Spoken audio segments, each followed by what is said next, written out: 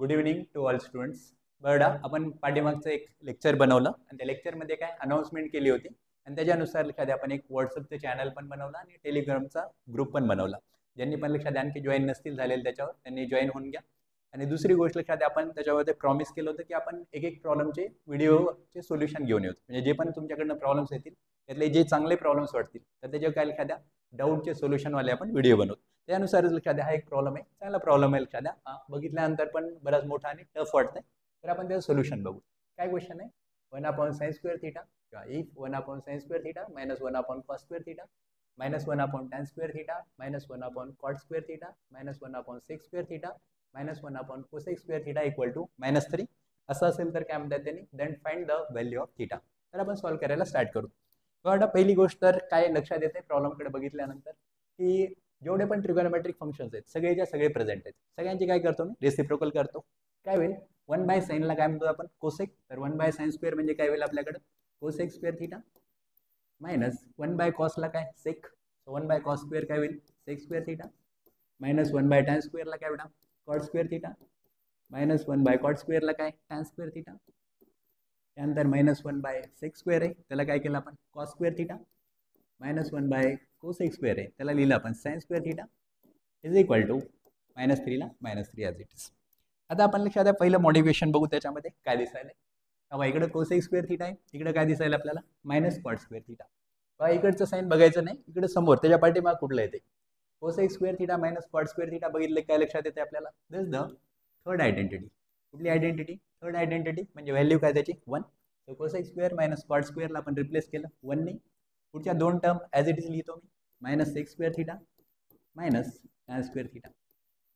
त्यानंतर पुढे बघा बेटा काय क्लिक होत आहे, इकडे पण मायनस साईन आहे, इकडे पण मायनस साईन. या दोघांमधनं मी मायनस साईन कॉमन घेतो. त्याचा काय फायदा होतोय ते बघूत आपण. मायनस साईन कॉमन घेतल्यानंतर काय बेटा, प्रत्येक मधल्या टर्मचे साईन चेंज होतील. -cos² काय होईल बेटा, +cos² आणि -sin² काय, +sin² theta is equal to -3. आता बघा, याच्याकडे बघितलं क्लिक होऊन जाते आपल्याला. काय क्लिक होतं बेटा, cos² थीटा +sin² थीटा. काय फर्स्ट आयडेंटिटी ज्याची व्हॅल्यू काय 1. So cos² theta +sin² थीटाची value काय झाली 1. आता यानंतर एक चांगली गोष्ट करूत आपण, एक थोडं स्टेप कमी करण्याच्या हिशोबाने. बघा, इकडे काय दिसायला आपल्याला 1, काही नाही म्हणजे काय +1 आहे, हे काय -1 आहे. तर आपण +1 आणि -1 काय करू, कॅन्सल. त्यानंतर काय, इकडे -sec² theta tan² theta is equal to -3. मी ॲज इट इज लिहून टाकतो इथं, -sec² theta tan² theta is equal to -3. पाहता, प्रत्येक टर्मच्या पाठीमागं कुठलं साईन दिसायला आपल्याला, मायनस. या सगळ्यांना आपण मायनसनी मल्टिप्लाय करू. मायनसनी मल्टिप्लाय केले काय होतील, सगळ्यांचे साईन चेंज होतील. साईन चेंज होतील म्हणजेच काय होईल बेटा, -sec² become +sec² -tan² +tan² आणि -3चं काय बेटा, +3. आता यानंतर लक्षात द्या, पुढे बघूत. आता काय करता येईल मला, जे sec² थीटा आहे त्याचा फॉर्म्युला यूज करतो मी. कुठला फॉर्म्युला यूज करतो, सेकंड आयडेंटिटीवरचा. So sec² theta equal to काय, 1 + tan² थीटा. पुढं +tan² थीटाला +tan² theta as it is. इकडे बघा, +3 ला +3. हे दिसायला आपल्याला tan² + tan², tan² एक चॉकलेट प्लस एक चॉकलेट टाईप, दोन चॉकलेट, जसं काय tan² + tan² काय बेटा, 2 tan². So 1 + 2 tan² theta is equal to 3.